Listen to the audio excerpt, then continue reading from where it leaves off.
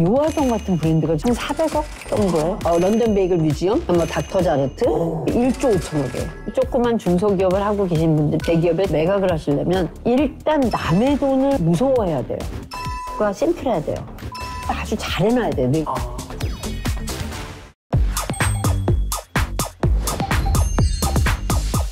안녕하세요. 브랜드를 만드는 여자 노희영입니다. 오늘은 개인 브랜드가 대기업에 매각되는 과정에 대해서 여러분께 설명드리려고 합니다. 많은 분들이 이 마케도 과자가 제가 오리온에 입사해서 만든 브랜드인 줄 아는데요. 사실은 제가 개인적으로 만들었던 마케도 브랜드를 대기업에 판매한 브랜드입니다. 근데 처음에 식당이었어요.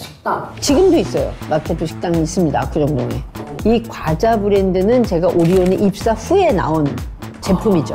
처음에 만들 때부터 제가 개인 돈 전부로 만든 브랜드는 아니에요. 투자자들이 있었어요. 40% 정도 제가 갖고 있었고 60%가 대주주가 있었던 브랜드예요. 제가 이제 그거를 만들 때부터 그들하고 이야기했던 게 어느 정도 됐을 때 엑싯을 목표로 해서 만든다. 손익구조가 좋아지는 상황이 딱 오면 무조건 대기업에 매각해서 투자자들은 엑싯을 한다.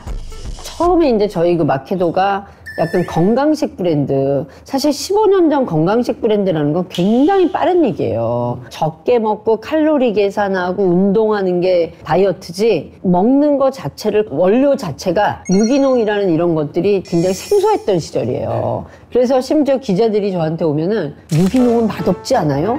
그때 당시에 유기농이라고 붙인 건 다 쓴 야채들인 거예요. 아, 유기농은 맛없고 쓴 걸 얘기하는구나. 대한민국에서 유기농을 만드는 게 굉장히 어려운 일이에요. 장사가 잘 돼야 누가 살 거 아니에요? 장사가 너무 잘 됐었어요.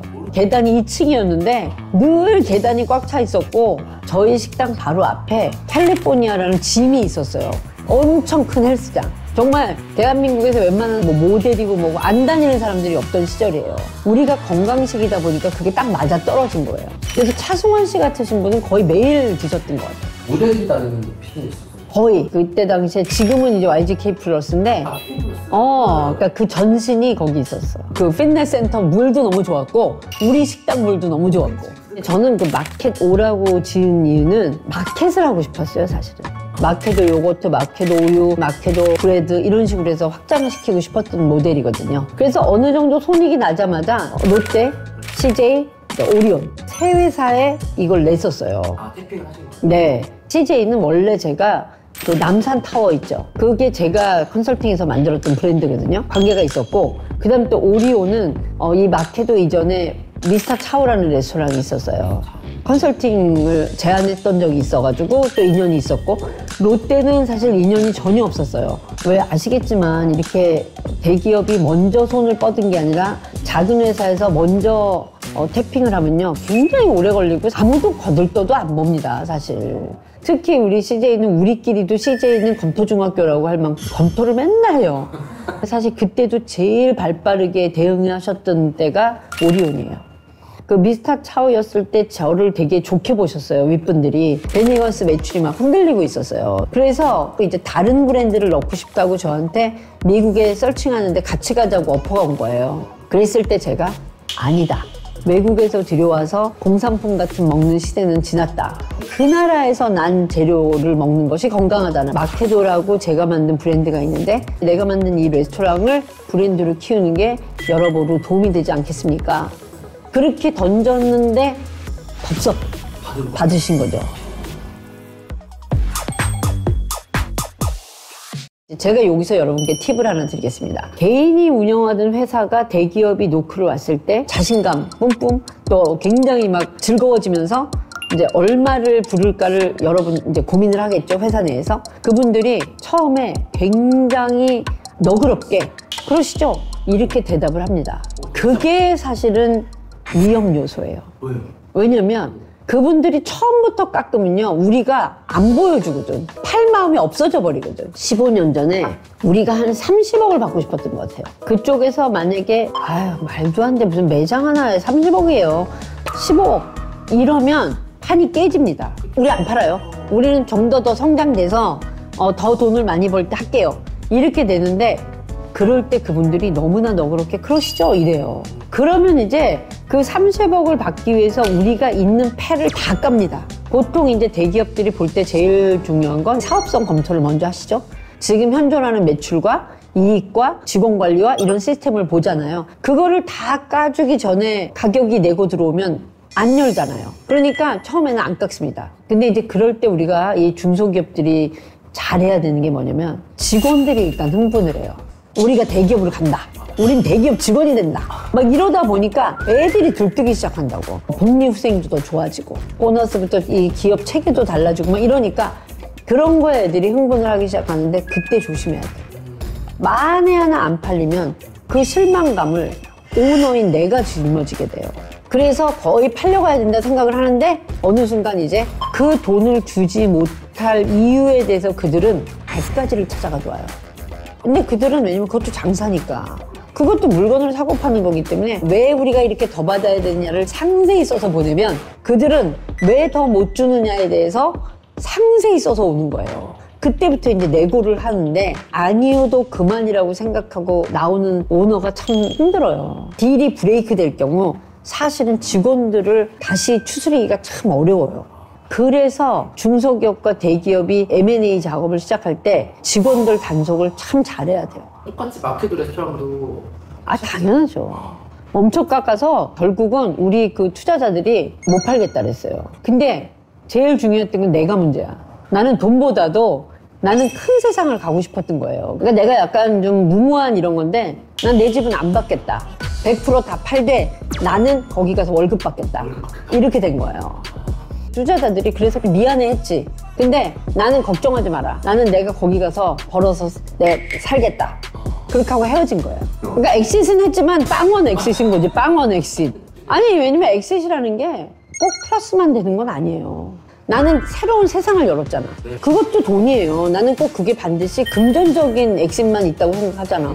나는 엑싯을 오리온으로 나간 거지. 새로운 세상으로 날아간 거죠. 나는 오늘날 나를 만든 것들이 다 이런 도전이었던 것 같아요. 돈도 물론 인생에서 중요해요. 그 돈보다 그 이상의 가치가 있는 것도 있어요. 돈을 건지지 않고 엑싯을 했지만 난 마케터로서 새로운 과자 시장을 열었고 그로 인해 노희영이라는 이름을 얻었기 때문에 저는 지금 그거에 대해서도 너무 행복하게 생각합니다.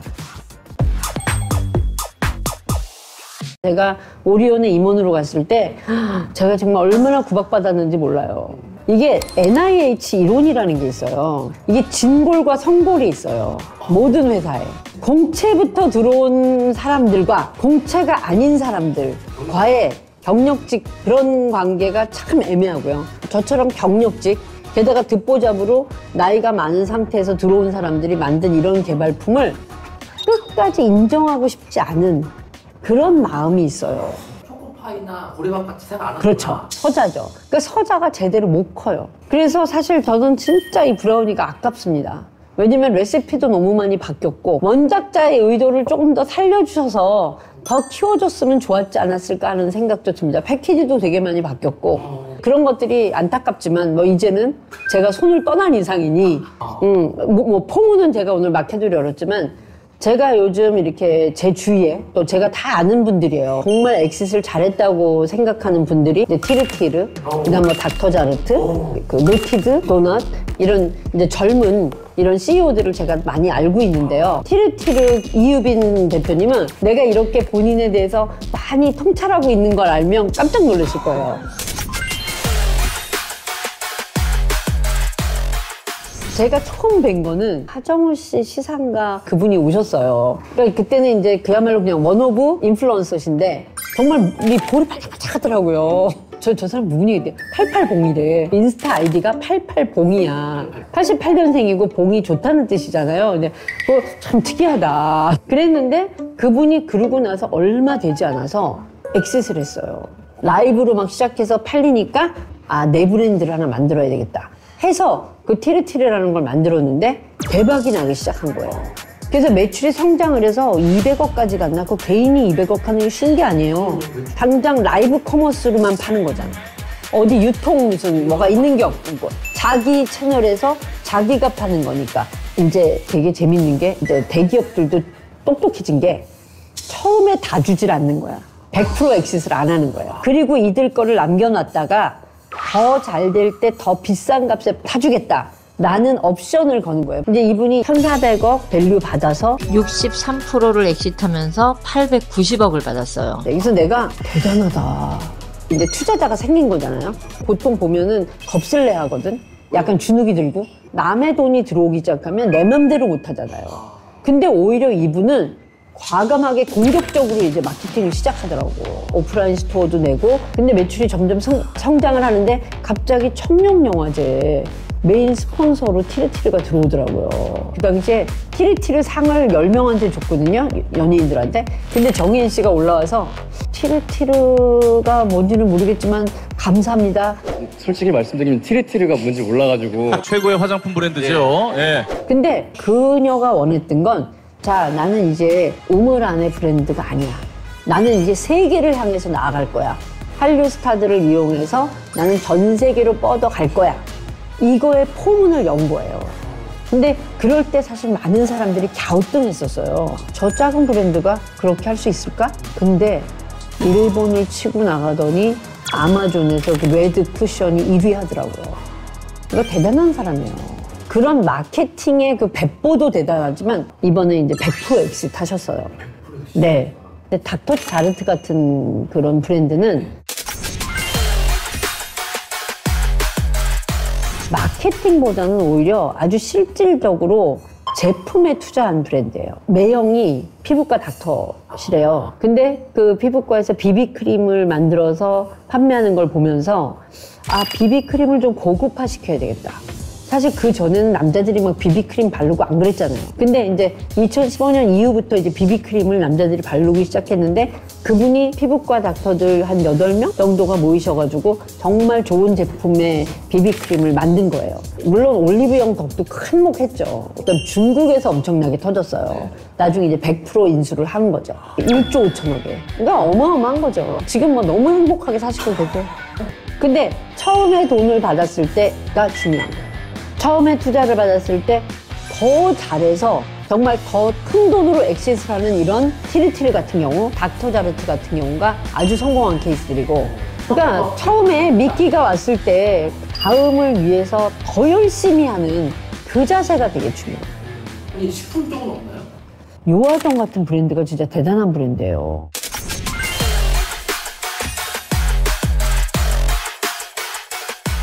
근데 우리가 길거리에선 본 적이 없잖아요. 프리미엄이야 또 가격도 또 높은 편이에요. 근데도 생각나는 맛. 근데 이제 그분들이 엑시스를 했어요. 얼마였어요? 한 400억 정도에. 그 사신 분들이 제가 아시는 분들인데. 재밌는 게 꼭지점에 샀다. 털고 나간 애들이 제일 똑똑하다. 산 사람은 좀 바보 같다 이랬는데 오히려 웬걸 지금 2배로 매출이 늘었어요. 그리고 해외에서도 럼코리온데. 잘 됐는지 못 됐는지 이제 시간이 지나면서 봐야 되니까 또 이제 작년에 그랬는데 이제 이번에 또 어떻게 성장하는지 봐야죠. 아, 식품은 참 노티드가 있죠. 100% 지금 매각이 안 된 상태예요. 100%는. 노티드는 이게 참 아까운 거는 너무 꼭지점에서 사갔어요. 사실 노티드는 참 진짜 잘했던 브랜드예요. 그 도넛을 가지고 코마케팅 그 다음에 팝업 그런 걸 굉장히 많이 했던 브랜드잖아요. 되게 사랑받는 브랜드예요 사실 노티드가. 그런데 문제라고 하자면 선물을 받고 주는 데는 좋은데 계속 리피트로 먹고 싶었던 제품은 아니었던 것 같아요. 이게 너무 디자인이 예쁘고 그러다 보니까 이거는 그걸 사다 주고 받고 그 다음에 열어보고 이런 기쁨이지 계속 먹고 이런 브랜드는 아니었던 거를 좀 간과했던 게 아닌가 싶어요. 피크까지 올라가니까 그 다음에 사람들이 실증을 내기 시작하는 거예요. 그래서 사실은 매각 후에 지금 이제 좀 위기 상황이라고 저는 생각합니다. 사실 그분들도 아셨을 거예요. 이미 한국에서는 노티드가 올라갈 만큼 올라갔고 꼭지점이라는 걸 알면서도 이것이 이제 해외에 나갔을 때도 성장성이 있다고 생각하고 이제 투자를 한 건데 기쁜 소식 하나는 노티드를 미국에 열었는데 장난 아니래요 지금 반응이. 이 성장성을 지금 보여준 것 같아요. 다음에는 아주 엄청나게 크게 엑시트를 하시기를 제가 기도드립니다. 난 네네네. 너무 이제 오래 살았나 봐. 다 젊은 후배들이고. 그리고 이제 지금 런던 베이글이 이제 오늘날 엑싯을 어떻게 할 거냐가 제가 지금 되게 관심 있는 상황이고요. 그런데 이제 제가 여러분들한테 이제 팁을 드린다면 만약 개인이 조그만 중소기업을 하고 계신 분들이 대기업에 투자를 받고 싶다거나 매각을 하시려면 일단 남의 돈을 무서워해야 돼요. 남의 돈이 들어오는 순간 사실은 내 맘대로 할 수 없다는 게 딱 규정사실이에요.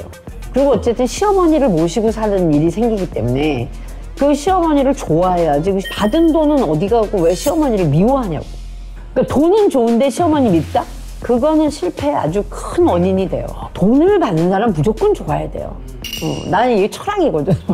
돈 준 사람. 돈 준 사람 무조건 신이야. 그렇게 생각하면 굉장히 화목한 동거가 될 거고, 그거가 이제 불행해지기 시작하면 이제 여러 가지 안 좋은 상황이 오는 거죠. 그들에게 보여줘야 되는 건 손익도 손익이지만 미래에 대한 보장이 돼야 돼요. 나는 자라날 가능성이 있다.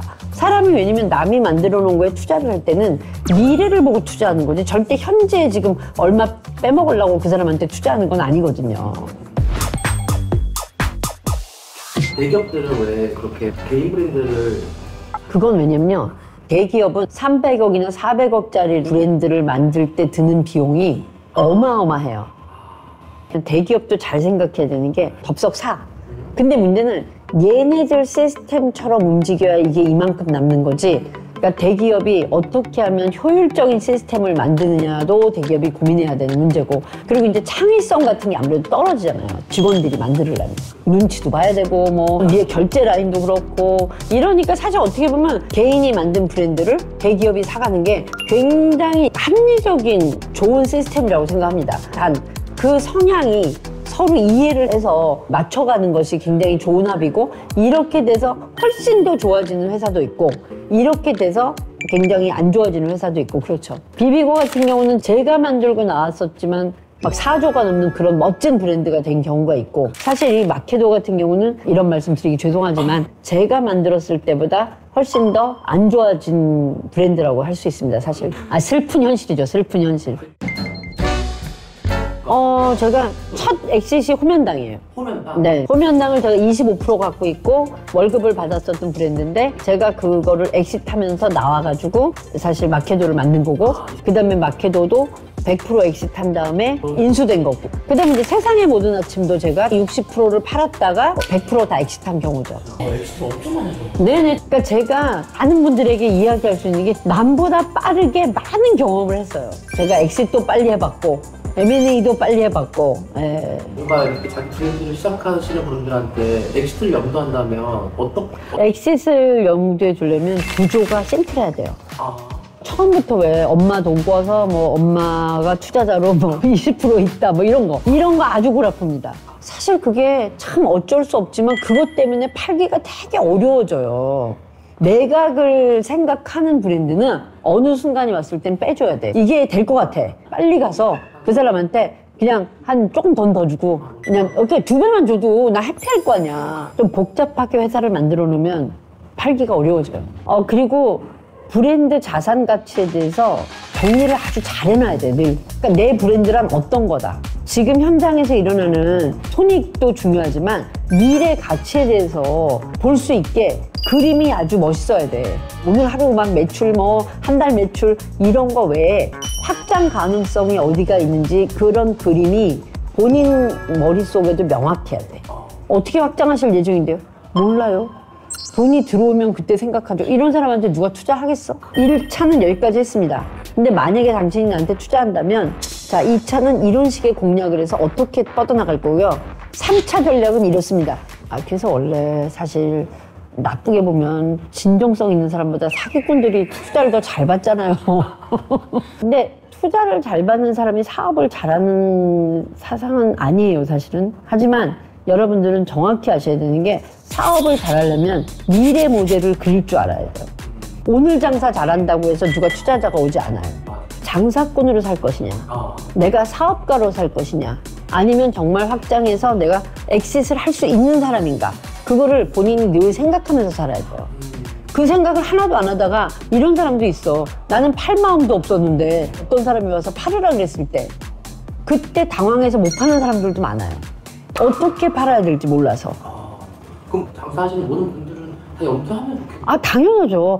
장사가 잘 되면 무조건 팔 수 있다고 생각해야 돼요. 정말 너무 장사가 잘 되는 분들 저한테 연락 주세요. 그러나 브랜딩이 안 된다. 그러니까 미래 전략이 안 세워진다. 네, 이런 분들 연락 주세요. 많은 분들이 찾고 있거든. 이 어려워진 브랜드는 다시 살리는 건 요즘 세상에는 불가능해졌어. 우리나라가 너무 유행에 민감한 사람들이라 인구는 적으니까 이 집 맛있다 하면 일로 갔다가 절로 갔다 절로 갔다 절로 갔다 이 모집단이 너무 작아요. 이게 꺾일 때 가속도가 붙어버려. 내려갈 때는. 그러니까 이 내려오는 힘을 치고 받으려면 처음에 만들었던 돈보다 기회비용이 너무 들어요. 여기서 오히려 결정해야 돼. 바칠 거냐 버릴 거냐. 되게 빨리 그쪽에. 그럼요. 이게 속도전이에요. 지금 이게 남 얘기가 아닙니다. 지금 수많은 곳에서 M&A가 일어나고 있어요. 여러분들한테도 다 닥칠 수 있는 얘기인데 근데 취업 준비생이나 월급쟁이 분들은 그게 뭐 내 얘기야 싶을 것 같아요. 근데 아니죠. 왜냐면 회사에 들어가서 여러분들 배울 게 너무 많습니다. 배울 게 없다고 생각하면 한도 없고 배울 게 많다고 생각하면 뭐든지 갖고 나올 수 있는 게 대기업이거든요. 어디서나 자기가 있는 자리에서 내가 하는 일보다 더 스트레치를 해서 더 중요한 역할을 만들 수 있는 건 본인 자신이에요. 내가 이 회사에서 퇴사할 때 무엇을 갖고 나갈 것이냐, 엑싯을 할 때 어떤 모습으로 엑싯하느냐. 저도 지금 보시면 아시겠지만 제 했던 모든 브랜드의 모든 자료를 제가 가지고 있잖아요. 그게 왜냐면 내 미래 전략이고 그 내 자산이라고 생각해서 관리했던 거거든요. 그래서 모든 분들이 자기의 미래 가치에 대해서 쌓아놓는 그것들이 저는 엑싯의 올바른 어떤 준비 과정이라고 생각합니다. 뼈를 묻는다. 저는 반대. 엑싯을 했다가 다시 오면 몸값이 올라와요. 4, 5년 안에 성과를 보여주고 다른 기업으로 갔다가 또 거기서 몸값이 오면 친정집에 올 때는 그 이상을 받아서 와요. 사람이 왜 뺏긴 사람에 대한 아쉬움이 있잖아. 더 좋은 데로 갔다가 걔가 있으면 꼭 데려오잖아요. 대기업들이. 직장인들한테 그게 엑시트. 맞아요. 저는 그 엑싯 플랜을 늘 세우고 살아야 된다고 생각합니다. 저는 지금도 엑싯을 꿈꿔요. 늘.